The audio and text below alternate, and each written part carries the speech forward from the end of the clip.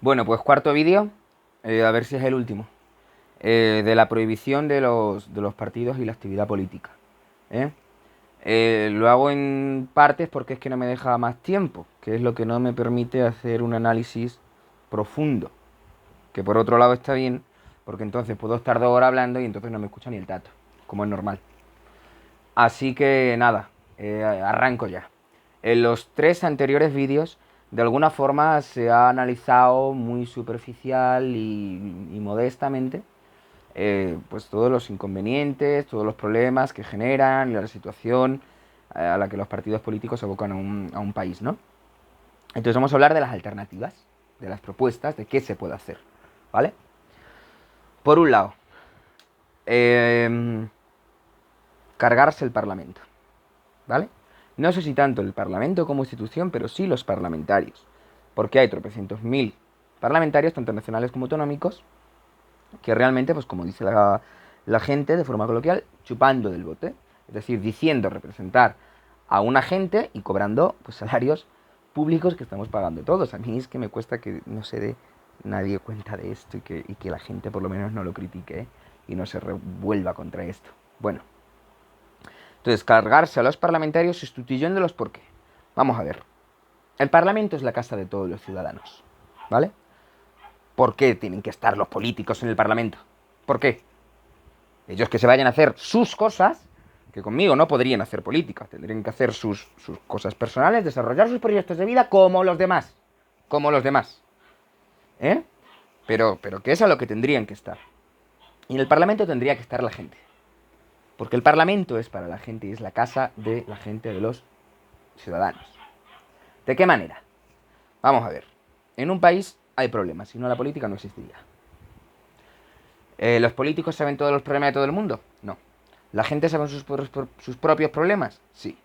Que esa gente se organice en asambleas, en organizaciones vecinales, de barrio, personas preocupadas por el antirracismo, como además en mi caso, por la igualdad de orientación sexual, en fin, por todo lo que sea. Por cierto, sin cobrar nada. Porque cuando hay dinero de fondo, cuando hay intereses económicos de fondo, ya la cosa se estropea. Si uno va a defender los intereses de un sector de la gente, es porque cree que tiene que defenderlos y porque tiene vocación. A ganar dinero, a trabajar, como todo el mundo. ¿Eh? Entonces, sin cobrar, sin financiación, que estén en el Parlamento de España, estableciendo un diálogo con los políticos, informando a los políticos de aquellos problemas que la gente tiene. Informándose de qué pretenden hacer los políticos con esos problemas, reuniéndose con los políticos, estableciendo una sinergia bilateral para que efectivamente esos problemas puedan ser erradicados con una acción política eficaz y contundente.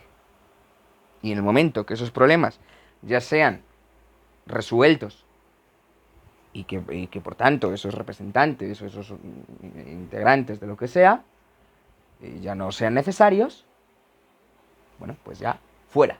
Siguiente problema, como el médico. Siguiente problema. Se trata de resolver problemas. Si no, la política no tendría ninguna funcionalidad. Y es lo que pasa, que como no resuelven problemas, no tienen ninguna funcionalidad, pero seguimos pagando. Seguimos pagando con el sudor de nuestra frente. Entonces, esa podría ser un poco una composición parlamentaria. En cuanto a las elecciones, fuera elecciones. Y la gente me dirá que es un gobierno dictatorial. No, señor mío, no. No, señor mío. Lo que es dictatorial es emplear las elecciones para atar de pies y manos a la gente. Eso es dictatorial. ¿Eh? ¿Por qué? Porque es que además un país no puede transformarse en 4 años. Y máxime cuando estamos, como he dicho antes, construyendo un partido de naipes que cada 4 años es desmantelado y es destruido. No hay un proyecto de país. O hay elecciones o hay un proyecto de país. Y un proyecto de país es una cosa muy larga. Muy larga. Que puede ser un proyecto mejor, peor o regular. Pero voy a decir una cosa. El contrapeso del poder. El contrapeso del poder. Cuando hay un gobierno, por ejemplo, que no respeta la libertad, cuando es un gobierno que no es eficaz, cuando es un gobierno que es indeseable, no es más política, no es más poder. Porque uno de los grandes componentes de la burbuja del poder son los políticos con sus respectivos partidos políticos. Entonces no se trata de resolver los abusos de poder con más poder, porque es como aclarar jabón con más jabón. Entonces, yo soy antimarxista, pero en esto soy marxista. La gente tiene que entender que el poder es propiedad privada e intransferible de la gente. Es por eso que existe el Estado, no al revés. Los que mandan en esas estructuras de Estado, los que mandan, piensan que son ellos los que han construido un país. Parece que son los que han dado a luz a la gente. Es al revés. Cuando la gente, como decía John Locke, ha estado viviendo en un estado de naturaleza, han decidido, han discurrido el establecer un Estado con unas fronteras para poder tener unas garantías y para poder tener unas seguridades, y para poder tener defensa, y para poder tener una cultura propia, y para poder... la defensa muy importante en caso de que ese Estado y esas fronteras sean invadidas por terceras fuerzas. Pero esto es fruto de la gente, porque la gente lo ha decidido así para poder vivir mejor y con más seguridades. Claro, ello requiere una institucionalidad, una administración económica, comercial, etcétera, etcétera, pero la mínima estricta. ¿Por qué digo esto? Por lo que he dicho antes. Porque hemos de entender tanto los políticos como la gente, sobre todo la gente, porque la gente de aquí poco, hemos de entender que el poder es nuestro, no es de los políticos. Entonces, es la tontería mayor que simplemente demos el poder a los políticos cada 4 años, ratifiquemos cada 4 años ese poder que le damos a los políticos. Soy marxista en el sentido de la revolución. En ese sentido soy marxista. Cuando hay un gobierno que ya no puede continuar al frente de un país y que no quiere soltar el poder, la gente tiene la obligación de revolverse, como hicieron los franceses en el año 1789. O los rusos, 1917. O aquí en España con la gloriosa, 1868. Realmente, la revolución es, digamos, el único armamento. Y la base de ese armamento es la cultura. A ver si la gente se va a pensar que las revoluciones estaban los campesinos y los pobres. No, señor. No, señor. En las revoluciones estaban los burgueses. De hecho, se llaman las revoluciones europeas o burguesas. Esto está en la historiografía y se puede comprobar. La revolución no la hacen los pobres. Bastante tienen los pobres con estar preocupados de llevar el pan todos los días a su casa. Los pobres, por regla general, no se revolucionan. Los revolucionarios, los que han sido revolucionarios, han pertenecido a determinadas élites, a veces políticas y a veces no políticas. Pero en cualquier caso, la revolución ha de ser algo que entre en el ADN de cada uno, de cada ciudadano, en el ADN de la gente. Eso es la revolución. Aquello que nos hace sentirnos protegidos y unidos ante los abusos del poder político. Y cuando hay un gobierno efectivo, cuando hay un gobierno inteligente, cuando hay un gobierno capaz, no ha de tener miedo a las revoluciones. Por eso todos los mecanismos legales, constitucionales, parlamentarios, administrativos, etcétera, etcétera, lo que hacen es cargarse las posibilidades de revolución. Por eso la Constitución incluye en sí misma un proceso de cambio que es complejísimo, complejísimo.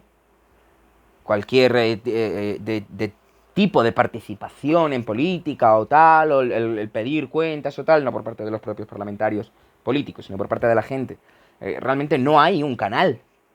O sea, tú que me estás escuchando, tú cómo pides cuentas a los políticos. Si no formas parte de ningún partido político en el Parlamento de España, ¿cómo pides cuentas a los políticos? ¿Cómo? Si además pides cuentas mediante la revolución, como la gente no tiene esta conciencia, no se van a unir muchas veces son, en comparación con todos los que somos, por muy grande que sean revoluciones y cosas que ha habido, han sido 4 gatos. 4 gatos. Y claro, y en ese caso, pues otra vez lo que decía el bueno de Max Weber, que era un tipo extremadamente inteligente, dice, bueno, pues aquí el Estado ya sí puede poner en marcha los mecanismos de coacción que él dice que es el monopolio de la violencia legítima. Porque si yo agredo a alguien, pues evidentemente voy a ser juzgado, etcétera, etcétera, ¿no? Pero si el Estado agrede a alguien o coacciona a alguien mediante la policía, es legítimo. Es un mecanismo para minimizar, para destruir las posibilidades de revolución. Entonces, lo primero, entender que la cultura, que la formación es fundamental. Que no hay posibilidades de cambio ninguno si la gente no cambia de aquí. Si la gente no lee, si la gente sigue siendo una analfabeta, o por lo menos analfabeta secundaria, como es el caso de España. Lo segundo, entender que los comicios electorales no sirven para nada más que para afianzar el poder. Por tanto, retomar el poder. Y con ese poder y con esa autoridad colectiva, exigir a un gobierno efectividad. Y entender que los malos, que nuestros enemigos, no son los ocupas, por ejemplo, que tienen tanta crítica. Los enemigos son los políticos. La política, que ha generado una situación en la que una familia y miles de familias en toda España tienen que matarse a patadas con una puerta y arriesgarse a todo lo que se arriesgan para poder vivir bajo techo. Esos son los malos. Luego hay que entender las cosas y en la sociedad civil hay mucha gente indeseable. Eso es otra cosa. Y eso tiene que ver con influir y con trabajar en la administración de justicia. Eso lo hablamos otro día. Pero hay que entender que los malos son los políticos. Por eso propongo realmente acabar con toda la actividad política y con los partidos políticos. Por cierto, judicializando cualquier tipo de rebeldía política. Judicializando cualquier tipo de rebeldía política. Seguramente de los políticos que estén ahora, que estoy seguro de que se revolucionarían. Porque tienen recursos suficientes para hacerlo. La gente no. Y se trata de dar todos los recursos a la gente para que pueda prosperar, para que pueda vivir en libertad, para que ningún gobierno pueda atropellar la libertad, que parece que los partidos políticos nos dan la libertad, los derechos. Yo cuando escucho, no, es que se trata de ampliar derechos, de ampliar libertades. Pero bueno, pero usted, ¿qué me está contando? Oiga, pero si usted lo único que quiere ampliar son las subvenciones que recibe para decir que usted concede derechos como si fuera el Espíritu Santo, que los derechos no me los da usted, mi libertad no las da usted, no nos da usted, político, todo eso, nacemos con ella por el propio hecho de ser seres humanos. Otra cosa es que ustedes nos la roben y hay que reconquistarla. Se trata de una reconquista de las libertades. Y en el momento que esto no pase, tenemos ese arma de doble filo efectiva, que es la revolución, que es empoderar a la gente, que es lo que no hay que temer cuando un gobierno eficaz y capaz. Se trata de que nos capacitemos todos, aquellos que queremos hacer política, y todos los demás. Un país más capaz, un país más exigente, más fuerte, con más oportunidades para todo el mundo. Se trata de todo esto. Por eso he hecho mi segunda propuesta política. La primera fue la de otorgar al pueblo gitano la categoría de pueblo histórico de España y en Europa. Y la segunda es esta: prohibir todos los partidos políticos y toda la actividad política. Muchas gracias.